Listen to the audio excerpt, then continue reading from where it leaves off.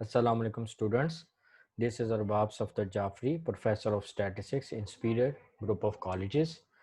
I welcome you all Speeder Learning Management System. Students, आज हम Chapter 3 को discuss करेंगे and Chapter 3 name is Measures of Location. Students इस chapter में हम सबसे पहले एवरेज को डिस्कस करेंगे. Define average. एवरेज क्या होती है? एवरेज एक सिंगल वैल्यू होती है जो उसी डाटा को क्या करती है, रिप्रेजेंट करती है. फॉर एग्जांपल हमारे पास 5 फ्रेंड्स हैं, उनके वेट्स का डाटा हमें गिवन है. First friend is 50, second friend is 56, third friend is 60, fourth friend is 62 and 5 friend is 65. Students, हमारे पास जो 5 फ्रेंड्स के वेट का डाटा गिवन है, अब हमने एवरेज वेट कैलकुलेट करना है इनका. तो स्टूडेंट्स, हमारे पास एवरेज का जो फॉर्मूला होता है वो होता है sum of all the values in a given data divided by the total number of values. Students, जो हमारे पास गिवन डाटा है वो है वेट्स का. तो सबसे पहले हमारे पास जो वेट्स का डाटा है, हम उनकी ईच एंड एवरी वैल्यू को क्या करेंगे, सम करेंगे और फिर डिवाइड कर देंगे टोटल नंबर ऑफ वैल्यूज से. स्टूडेंट्स, सबसे पहले हम क्या करेंगे, सम करेंगे वेट्स के डाटा को. और हमारे पास जो वैल्यूज हैं वो हैं 50 plus 56 plus 60 plus 62 plus 65 divided by total number of values. तो स्टूडेंट्स, हमारे पास टोटल फ्रेंड्स यहाँ पे कितने थे, 5 फ्रेंड्स थे, तो हम डिवाइड कर देंगे 5 से. तो स्टूडेंट्स, हमारे पास जो कैलकुलेट करके एवरेज आएगी वो आएगी 58.6. स्टूडेंट्स, ये जो वैल्यू आई है ये इसी डाटा को क्या कर रही है, रिप्रेजेंट कर रही है. स्टूडेंट्स, इसलिए हम इसको एवरेज कहते हैं. ये जो एवरेज का आंसर आया है ये हमें बताएगा डाटा में वो कहाँ पे लोकेट कर रहा है, इसलिए हम इसको मेजर्स ऑफ लोकेशन भी कहते हैं. और जो स्टूडेंट्स हमारे पास एवरेज का आंसर आया है वो हमें बता रहा है कि डाटा में वो सेंट्रल वैल्यू की तरफ क्या कर रहा है, लाई कर रहा है. इसलिए स्टूडेंट्स, हम इसको मेजर्स ऑफ सेंट्रल टेंडेंसी भी कहते हैं. स्टूडेंट्स, हमारे पास जो नेक्स्ट टॉपिक है वो है टाइप्स ऑफ एवरेज. यानी एवरेज को हम इन 5 मेथड से क्या करेंगे, कैलकुलेट करेंगे. First method is arithmetic mean. Students, इसका अल्टरनेटिव नेम होता है mean. Second method is geometric mean. Third method is harmonic mean. Fourth method is median and 5 method is mode. Students, सबसे पहले हम प्रॉपर्टीज ऑफ गुड एवरेज को discuss करेंगे कि एक अच्छी एवरेज की क्या प्रॉपर्टीज होती हैं. तो स्टूडेंट्स, हमारे पास जो पहली प्रॉपर्टी है वो है it should be clearly defined. In students, it means that कि अगर मैं एवरेज की कोई भी यानी जो टाइप्स ऑफ एवरेज है उनमें से मैं किसी भी एवरेज की टाइप्स को डिस्कस करूं, अगर उसकी डेफिनेशन से उसका फॉर्मूला जनरेट हो जाता है, it means that it should be clearly defined. Student, हमारे पास जो सेकंड प्रॉपर्टी है वो है it should be easy to calculate. यानी एक अच्छी एवरेज की प्रॉपर्टी होती है कि हम उसको आसानी से क्या कर सकें, कैलकुलेट कर सकें. स्टूडेंट, हमारे पास एवरेज की थर्ड प्रॉपर्टी होती है it should be simple to understand. कि एक अच्छी एवरेज की प्रॉपर्टी होती है कि हम उसको आसानी से क्या कर सकें, अंडरस्टैंड कर सकें, समझ सकें. स्टूडेंट्स, हमारे पास जो एवरेज गुड एवरेज की फोर्थ प्रॉपर्टी है वो है it should be based on all observation. कहता है एक अच्छी एवरेज की प्रॉपर्टी होती है कि वो ईच एंड एवरी ऑब्जर्वेशन पे क्या करे, बेस करे.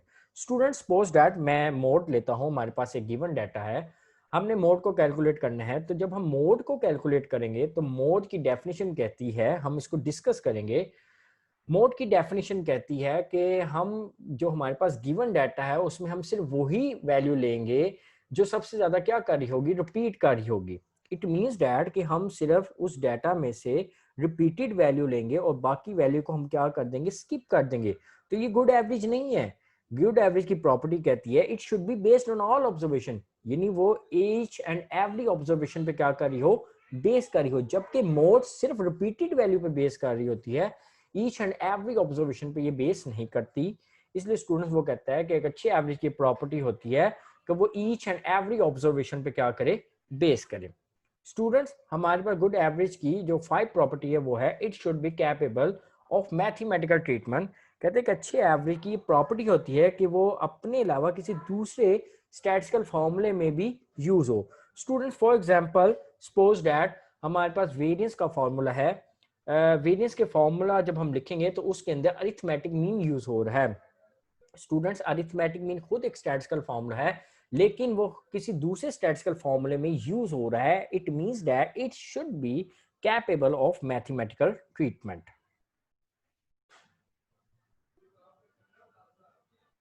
स्टूडेंट, सबसे पहले हम अरिथमेटिक मीन को डिस्कस करेंगे कि अरिथमेटिक मीन क्या होता है।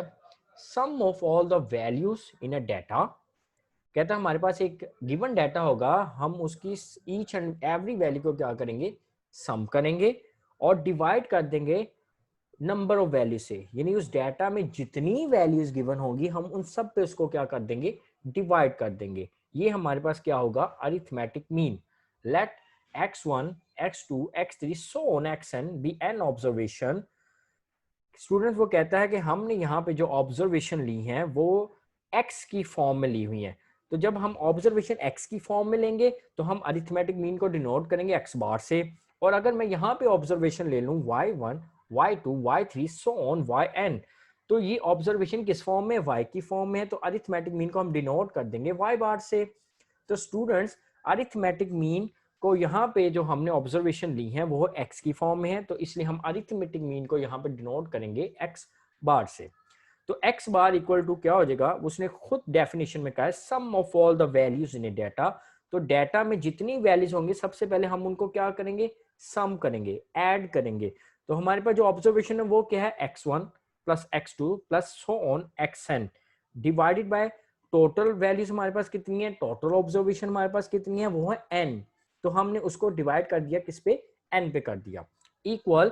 ये जो स्टूडेंट्स हमारे पास प्लस का साइन है, हम इसको डिनोट करते हैं सिग्मा के साथ, और हम किसको प्लस कर रहे हैं, x की वैल्यूज को प्लस कर रहे हैं। तो यहाँ पे क्या आ जाएगा, x आ जाएगा डिवाइडेड बाय n। स्टूडेंट, हमारे पास x बार का क्या फॉर्मूला बन गया, sigma x divided by n। Students, अगर आप इस फॉर्मूले को देखें तो इस फॉर्मूले में कहीं भी फ्रीक्वेंसी यूज नहीं हो रही, और ऐसा डाटा जिसमें फ्रीक्वेंसी यूज ना हो रही हो तो हम उसको अनग्रुप डाटा कहते हैं। और ग्रुप डाटा वो होता है जिसके अंदर क्या हो रही हो, हर x की ऑब्जर्वेशन के साथ उसकी फ्रीक्वेंसी गिवन हो, तो उस डाटा को हम क्या कहते हैं, ग्रुप डाटा। स्टूडेंट्स, अगर हम देखें तो x बार का दूसरा फॉर्मूला है f1 x1 plus f2 x2 plus so on fk xk divided by f1 plus f2 plus so on fk। Student, इसके अंदर देखें हर x की ऑब्जर्वेशन के साथ उसकी फ्रीक्वेंसी गिवन है, तो इक्वल क्या हो जाएगा, हमने अभी डिस्कस किया, प्लस को हम कहते हैं सिग्मा। और अगर आप इसके न्यूमिनेटर में देखें तो किसको वो ऐड कर रहा है, fx को, तो हमने ऊपर क्या लिख दिया, fx डिवाइडेड बाय, नीचे देखें प्लस को हमने लिखा सिग्मा, और किसको ऐड कर रहा है, f को, तो हमने आगे f लिख दिया। स्टूडेंट्स देखें, हर x की ऑब्जर्वेशन के साथ f गिवन है, तो हम इस डाटा को क्या कहेंगे, ग्रुप डाटा कहेंगे।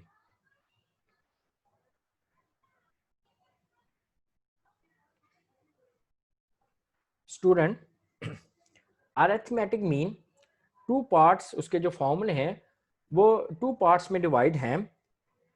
उसका एक पार्ट होता है डायरेक्ट मेथड से हम उस फॉर्मूला है, और दूसरा है इनडायरेक्ट मेथड। स्टूडेंट, सबसे पहले हम डायरेक्ट मेथड को डिस्कस पहले ही कर चुके हुए हैं। डायरेक्ट मेथड में x बार का फॉर्मूला होता है sum x sigma x divided by n, ये अनग्रुप डाटा है। और दूसरा है x bar equal to sigma F X divided by sigma f, ये ग्रुप डाटा है। स्टूडेंट, इसका दूसरा मेथड होता है इनडायरेक्ट मेथड। इनडायरेक्ट मेथड को भी इसने दो हिस्सों में डिवाइड किया हुआ है। पहला है डेविएशन, ये शॉर्टकट मेथड। तो इसका फॉर्मूला स्टूडेंट है x bar equal to a plus sigma D divided by n।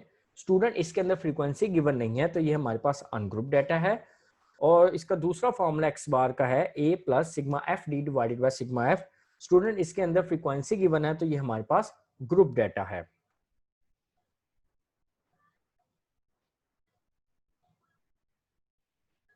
Student, indirect method का दूसरा जो पार्ट है हम उसको कहते हैं स्टेप डेविएशन या कोडिंग मेथड। इसका फॉर्मूला है x bar equal to a plus sigma u divided by n multiply by c। Student, इसके अंदर फ्रीक्वेंसी गिवन नहीं है, तो ये अनग्रुप डाटा है। इसका दूसरा फॉर्मूला x बार का a plus sigma F you divided by sigma f multiply by h। अब स्टूडेंट, इसके अंदर फ्रीक्वेंसी गिवन है, तो ये हमारे पास ग्रुप डाटा है। स्टूडेंट, जो हमने इनडायरेक्ट मेथड को डिस्कस किया है उसके अंदर हमें चार चीजें चाहिए होती हैं। पहली d, दूसरी a, third is u, and fourth is h और c। डी कैसे आता है स्टूडेंट? हमारे पास डी का फॉर्मूला होता है x माइनस ए। स्टूडेंट हमारे पास x की वैल्यूज गिवन होंगी, हमने मोस्टली क्या करते हैं, x की वैल्यू में से ही कोई एक वैल्यू क्या कर लेते हैं, अज्यूम कर लेते हैं, कोई एक वैल्यू हम क्या कर लेते हैं, फिक्स कर लेते हैं और हम उसको a कह देते हैं। फिर x की हर वैल्यू को हम जो x में से हमने जो वैल्यू एक अज्यूम की है उसमें से क्या कर देते हैं, उसे सब्ट्रैक्ट कर देते हैं। उसके बाद हम u को कैलकुलेट करते हैं। u कैसे आता है? u का फॉर्मूला होता है x minus A divided by h और c। स्टूडेंट x माइनस ए का तो हमें पता लग गया, h और c क्या होता है? h कहते हैं कॉमन डिफरेंस और c कहते हैं कॉमन डिवाइजर का। स्टूडेंट सपोज दैट हमारे पास एक x की वैल्यूज गिवन है, suppose that x equal 1 3 5 7 9 so on. Student अगर आप इस डाटा को देखें, 1 के बाद 3 आ गया, 3 के बाद 5 आ गया, 5 के बाद 7 आ गया, 7 के बाद 9 आ गया। स्टूडेंट अगर आप x के डाटा को देखें तो 1 के बाद 3 है तो इसका मतलब कॉमन डिफरेंस क्या आ रहा है 2, 3 के बाद 5 है तो कॉमन डिफरेंस क्या आ गया 2। तो इसका मतलब क्या होगा, फिर u का फॉर्मूला बन जाएगा x minus A divided by H. But students some time हमारे पास जो x की वैल्यूज गिवन होती हैं उनका कॉमन डिफरेंस सेम नहीं होता। फॉर एग्जाम्पल x की वैल्यूज है हमारे पास 2 6 8 10।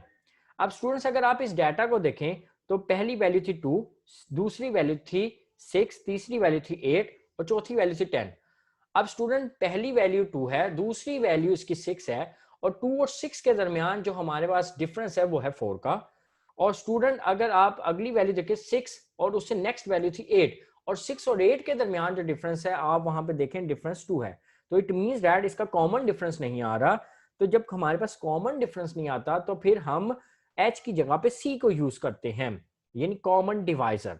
Student for example x equal to हमारे पास है 2 6 8 10। ये हमारे पास एक डाटा गिवन है जो मैंने ऑलरेडी पहले डिस्कस कर चुका हूं। अब इसके अंदर कॉमन डिफरेंस नहीं आ रहा, लेकिन आप देखें हम कोई ऐसा नंबर चाहिए जो x की ईच एंड एवरी वैल्यू पे क्या कर रहा हो, डिवाइड हो।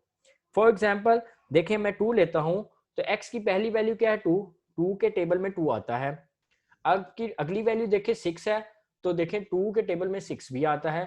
उससे नेक्स्ट वैल्यू 8 है तो 2 के टेबल में 8 भी आता है। उससे नेक्स्ट वैल्यू हमारे पास 10 है तो 2 के टेबल में 10 भी आता है।